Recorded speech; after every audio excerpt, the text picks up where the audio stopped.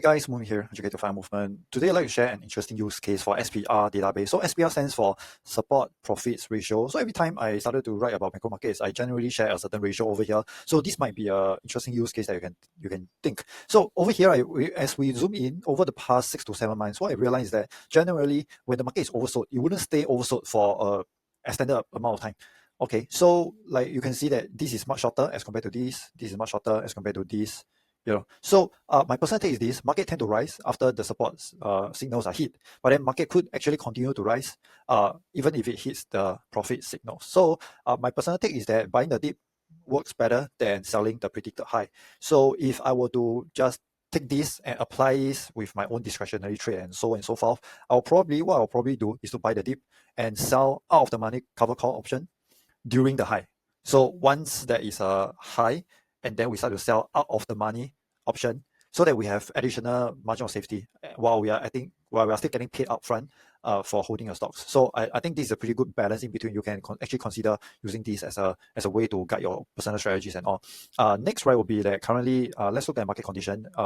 Fear and greed index might actually goes back to about 50. So if you will look back at probably about 4 or 5 months earlier, it was rejected around 50 and it started to crash. But back then, before that, it was also hovering around 50 as well, sometimes being supported at 50. So this might be the next support. Continue to look out for that.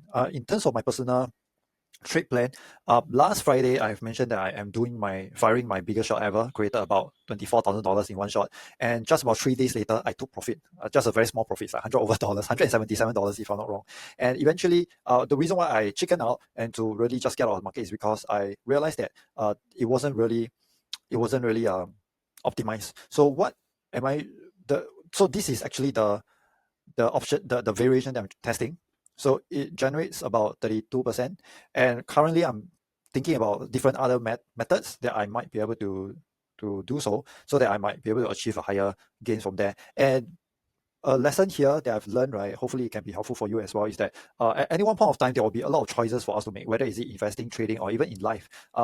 What always helps me to make a decision is to have a comparison and a benchmark comparison. For example, I just use a very simple annualized return over here, and then this gives a very shines a very huge light about what might be the better way for me to go going forward. So we won't know when the market is always going to we won't always know when the market is going to bottom, or we won't know what is the best move that we can take, but then always seek to just push ourselves to make our next best move based on our current best thinking, and hopefully that we can consistently grow along the way. As for the rest of the report, you can continue to read through and look out for any potential opportunities there. Home builder seems to be pretty good as well for you to take note, and if not, I'll see you again tomorrow. Bye.